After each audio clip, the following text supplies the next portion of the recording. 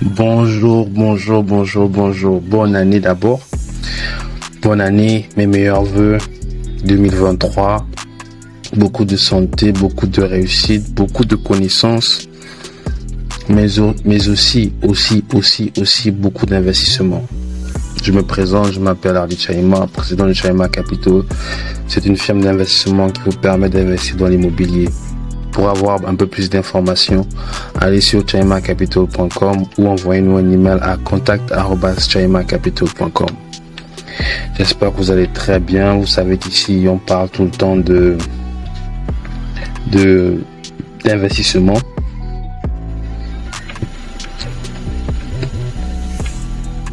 Et surtout, de comment ça marche. Et même si aujourd'hui, je ne vais pas parler d'investissement qui me concerne moi. Quand je dis ce qui me concerne moi, je parle de l'immobilier. J'aimerais parler d'un investissement qui est très populaire en Afrique. Avant de me lancer dans l'immobilier, j'étais intéressé à peu près à n'importe quel investissement. C'est-à-dire, je m'intéressais au Bitcoin, je m'intéressais à quoi d'autre, à la bourse. J'ai fait des recherches et tout le reste. Et le fait que je suis aux États-Unis et que j'ai accès à des livres et que je peux lire l'anglais m'a facilité la compréhension et l'accès à certaines informations qui sont soit pas connues en Afrique ou soit ces informations sont déformées en fait. Et aujourd'hui, précisément, j'aimerais parler du concept de se faire de l'argent en bourse. C'est quoi en fait? Et je vais faire une série parce que c'est un sujet qui est vaste, mais je vais essayer de faire ça de manière contractée, avec peut-être 2, 3, 4, 5 épisodes qui vont parler spécifiquement de la bourse. On va commencer par le départ, par le beginning, comme les Américains disent. C'est quoi la bourse? La bourse, en fait, c'est un endroit où tu peux acheter des parts d'une entreprise. Pourquoi les entreprises vendent leurs parts? Tout simplement parce qu'ils ont besoin d'argent pour agrandir leurs opérations à l'intérieur du pays ou à l'extérieur du pays. Ils ont besoin de payer leurs dettes. Dans ce cas, ce qu'ils font, c'est qu'ils partent dans le marché public, qu'on appelle la bourse, et ils offrent des parts à un prix nominal. Il y a combien de bourses? Il y en a plusieurs. La plus connue aujourd'hui, c'est Wall Street. Wall Street, c'est ici à New York. On a le CAC 40, ça c'est en France. On a, je me rappelle pas du nom en Angleterre, mais on a celui de l'Angleterre, on a celui du Canada. Et je crois que au nord de l'Afrique, il y a aussi une bourse, 2 ou 3 bourses, si je me rappelle bien. Donc chaque pays a une bourse. Et ce qui se passe à Wall Street détermine ce qui se passe dans le reste du monde. Pourquoi? Parce que Wall Street, c'est la plus grande bourse mondiale. Et maintenant, lorsque vous achetez ces parts, on a vendu le concept que vous pouvez faire de l'argent. Comment pouvez-vous faire de l'argent en achetant des parts boursières? Il y a 2 manières de se faire de l'argent, mais avant de rentrer dans ça, j'aimerais préciser que vous pouvez investir dans des entreprises ou vous pouvez investir dans la monnaie. Lorsque vous investissez dans la monnaie, quand je parle de la monnaie, je parle de l'euro-dollar, le yen, le dollar, le yen, le franc canadien. Ça, on appelle ça Forex. Forex, c'est ce qu'on va parler un peu plus tard. Aujourd'hui, je veux juste parler d'investir dans la bourse pour acquérir des parts d'une entreprise. Quand je parle d'une entreprise, je parle de Apple.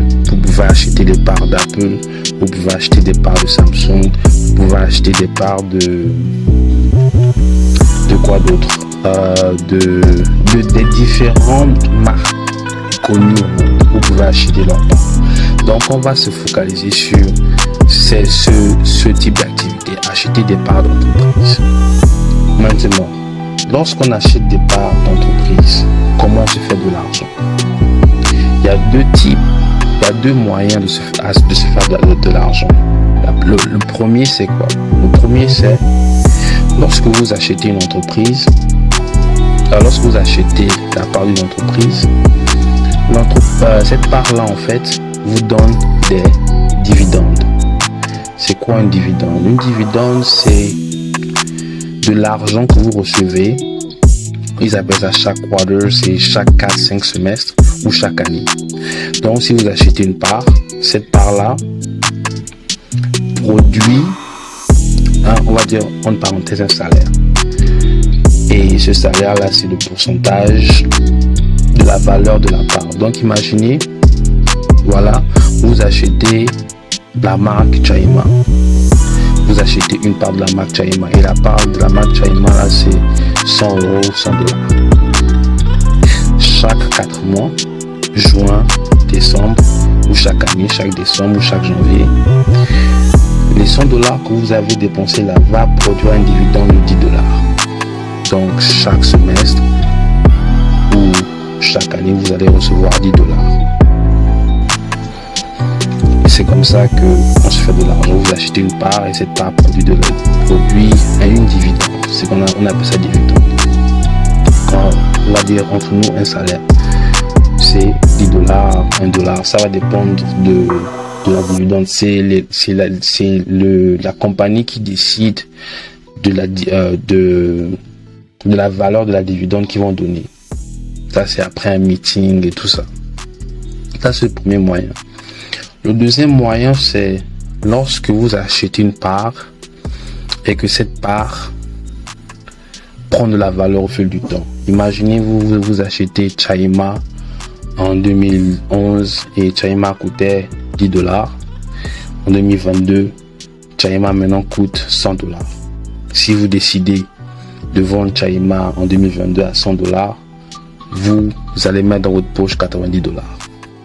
Donc, il y a certaines personnes qui achètent une part et ils attendent que cette part prenne de la valeur avant de la revendre. Ça, c'est le deuxième moyen. Et dans le deuxième moyen, là, il y a deux types d'investissement. Il y a ce qu'on appelle investissement à long terme,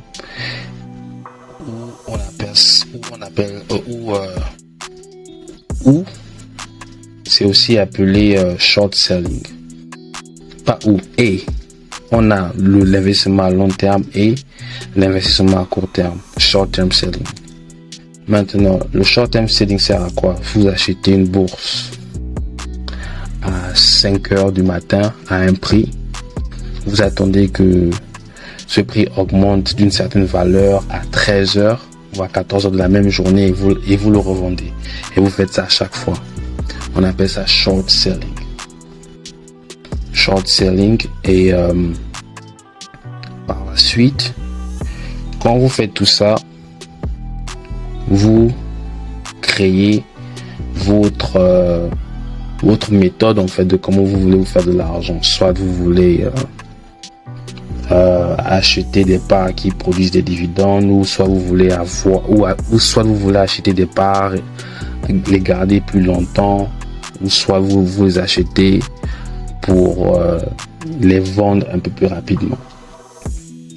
Maintenant, lorsque j'ai dit ça, il est difficile pour moi de croire que aujourd'hui des gens, en investissant dans les parts de compagnie, puissent dire qu'ils produisent un revenu mensuel. C'est presque impossible parce que je vous ai dit que le seul moyen de se faire de l'argent, c'est soit vous vendez les parts, ou soit vous recevez les dividendes. Ok. Le seul moyen qu'ils aient à vendre, à se faire un certain montant chaque année, c'est d'acheter des parts et de les revendre très rapidement. Le problème qu'il y a là, c'est que lorsqu'ils disent qu'ils se font un même montant chaque jour, chaque mois, c'est-à-dire que il n'y a pas de variation en fait dans la valeur des parts qu'ils achètent et revendent, ce qui est impossible parce que vous ne pouvez pas être dans le positif chaque mois. Chaque mois, vous ne pouvez pas faire le même montant d'argent parce que si vous le faites, tout le monde sera riche. Et lorsque je le dis, c'est pas moi qui le dis, c'est un livre ici que j'ai lu qui s'appelle How to Build Wealth, comment on se construit une fortune, écrit par un comptable certifié américain. Et il dit ici en fait que si vous investissez de l'argent en bourse, en général, votre retour sur investissement sera de 10%. Lorsque l'on fait tout le total des revenus que vous aurez engrangés durant l'année, elle serait de 10%. Donc, si vous voulez investir, si vous voulez par exemple vous faire dans l'année, je prends un exemple, si vous voulez vous faire dans l'année, on va dire quoi, 1 million. Si vous voulez faire dans l'année 1 million, vous devez investir au moins 10 millions de francs CFA. Dans une année, si vous voulez vous faire 1 million, il va falloir investir 10 millions parce que, comme j'ai dit, la bourse en général rapporte 10% durant l'année. Et elle rapporte 10% si et seulement si vous réinvestissez les dividendes que vous avez reçus. Donc, lorsque vous recevez les dividendes, vous achetez encore plus de parts. Et c'est comme ça que vous avez 10%. Et pour bien investir, vous devez dépenser que 10% des capitaux que vous recevez. Il est donc très difficile déjà de se faire de l'argent sans que vous n'ayez de l'argent en fait. C'est pourquoi il y a un économiste, j'ai oublié son nom, il y a un économiste qui a dit que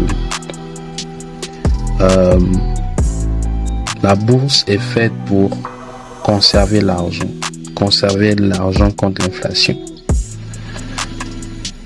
C'est ça le premier rôle de la bourse, c'est conserver votre argent contre l'inflation. Maintenant, si vous voulez vous faire de l'argent, j'ai dit dans une de mes vidéos que si vous voulez vraiment vous faire de l'argent, il va falloir deux choses. Il va falloir que vous puissiez étudier, lire les rapports économiques, lire les rapports des entreprises. Et il va falloir investir pour le long terme. Quand je dis investir pour le long terme, c'est pas 1, 2, 3 jours, 1, 2, 3 mois, mais sur 20 ans. Pourquoi je le dis? Vous allez me dire, mais moi je n'ai pas 20 ans. Le problème c'est que si vous ne faites pas ça, vous n'allez pas vous faire de l'argent. Soit vous avez beaucoup d'argent dès le départ et quand vous investissez, vous faites de l'argent de manière rapide. Soit vous n'avez pas d'argent dès le départ, vous investissez un peu, mais vous devez vous donner plus de temps pour accumuler une fortune. On va lire. Attendez, je cherche, je partage mon écran. On va lire un article du Wall Street. Moi, je lis beaucoup le Wall Street Journal.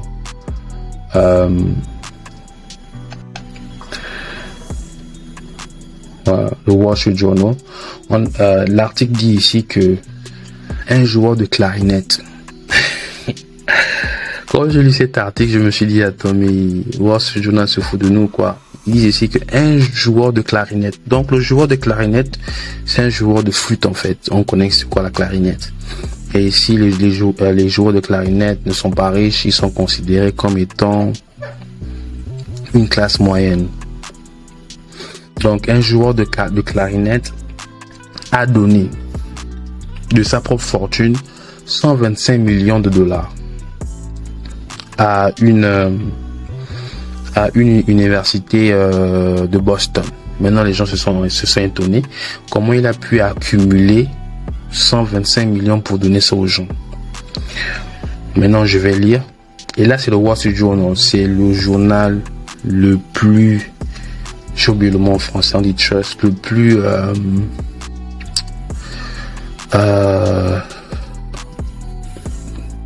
qui a la confiance de tous les investisseurs dans le monde, si je peux traduire ça comme ça. Donc ici ils disent quoi? Ils disent après la carrière de clarinettiste de l'orchestre, bla bla bla bla bla bla, il a donné 100 millions de dollars à l'université de Boston. Les gens se sont demandé mais comment quelqu'un qui ne vient pas quelqu'un qui vient d'une classe moyenne, qui n'a pas de trust fund. Un trust fund, ce sont en fait des fonds qui sont mis en place par des parents de riches pour que ces fonds-là puissent prendre soin de leurs enfants quand ils sont morts. Ok, donc il n'a pas de trust fund, c'est une classe moyenne. Comment il a pu donner plus de 25 millions de gifts aux personnes? D'abord, donc là, on est en train de lire ça pour vous dire que investir à long terme est très important. Ici, ils disent ici que le clarinettiste, il n'était pas marié jusqu'à l'âge de 57 ans et il n'a jamais eu d'enfant. Il a vécu seul en fait durant la majorité de sa vie adulte. Il a investi plusieurs décennies dans le stock market dans Wall Street. On a dit plusieurs décennies. Donc quand je dis plusieurs décennies, c'est 10, 20, 30 et peut-être 40 ans. Il a commencé à investir à Microsoft en 1980. Il faut que l'on comprenne le mécanisme en fait. Le mécanisme, pas le mécanisme, mais les systèmes qu'il a créés. À l'époque, Internet n'était pas ce qu'il était. Internet était un marché de débutants. On ne savait pas ce que c'était Internet, mais il y avait des compagnies qui travaillaient sur Internet. On avait Microsoft, on avait IBM et tout ça. Ce sont des compagnies qui se sont créées durant l'éclosion de l'Internet. Et lui, je ne sais pas comment il a fait pour savoir ça, mais lui, il a eu la vision que l'Internet serait très grand. Donc, il a investi dans des compagnies qui seraient des futurs, on va pas dire gérants, mais des futures grandes compagnies d'Internet. Donc, il a investi à Microsoft en 1980. C'est une méthode que vous pouvez appliquer maintenant. Vous voyez dans le futur quelle industrie sera une industrie dominante et investissez dans les compagnies qui seront autour de cette industrie-là. Ça, c'est une très bonne stratégie. Après, il dit ici qu'il a étudié les prospectus et il a acheté les stocks de Initial Public Offerings. Ok, comme je disais, les compagnies vont dans le marché pour vendre leur part. Et avant de vendre leur part, ils sont obligés par la loi d'écrire de représenter leur compagnie, en fait, d'écrire on va dire une présentation de leur compagnie, leur management, leur vision, qu'est-ce qu'ils veulent faire, quels sont leurs objectifs, etc.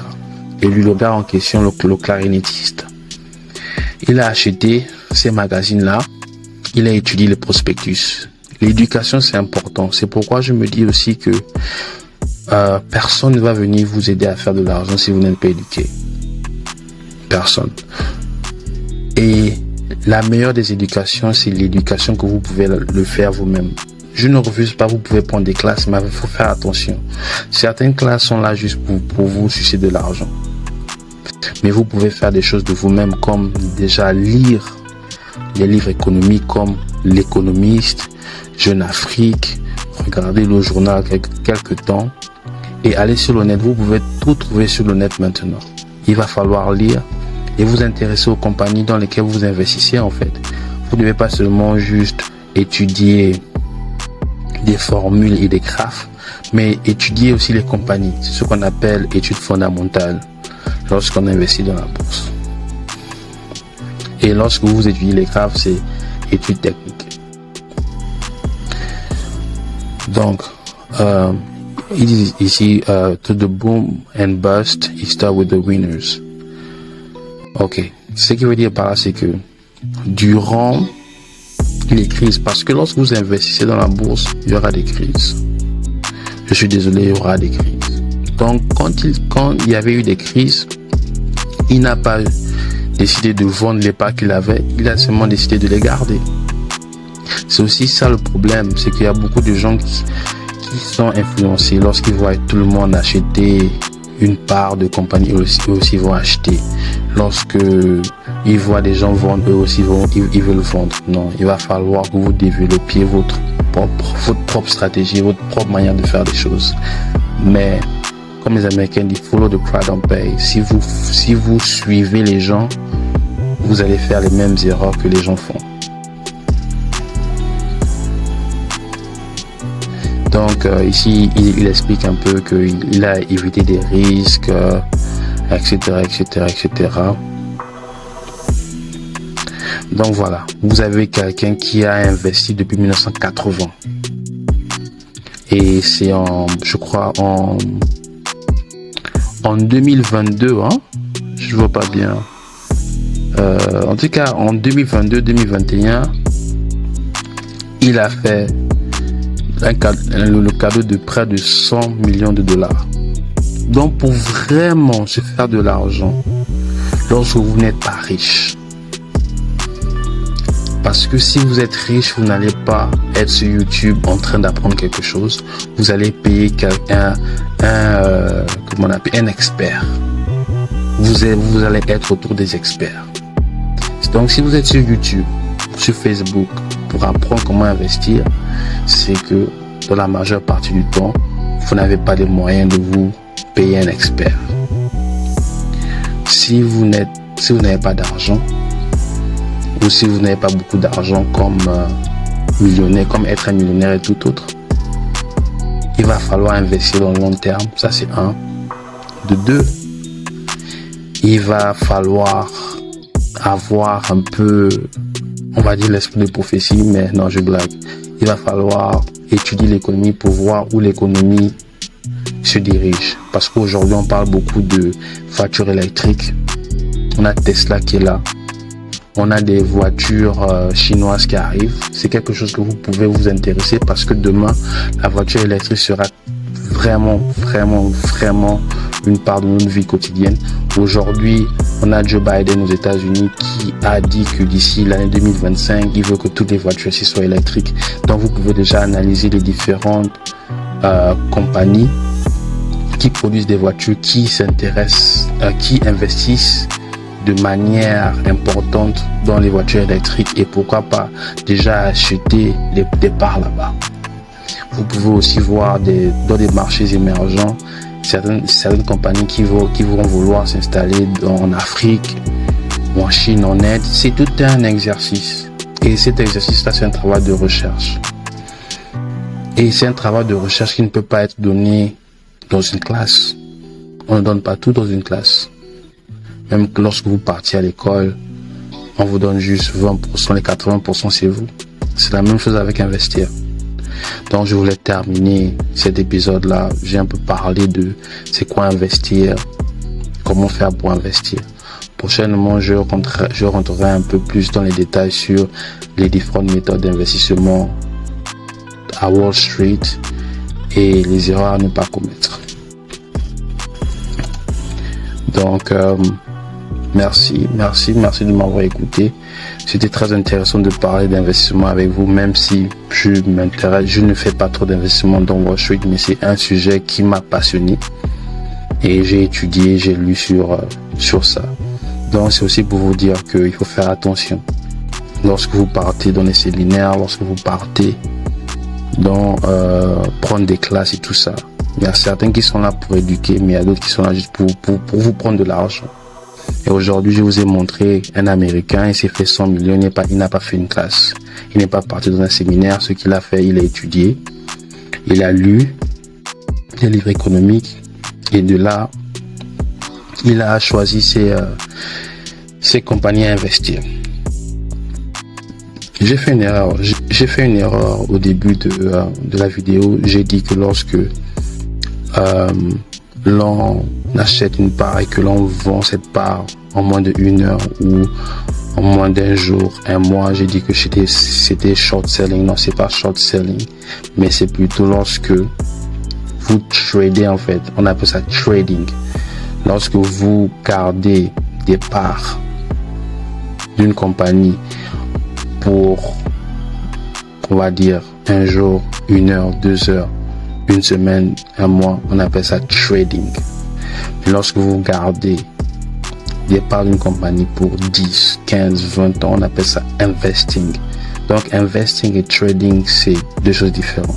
Comme je disais, trading, c'est lorsque vous gardez des parts pour une période très limitée.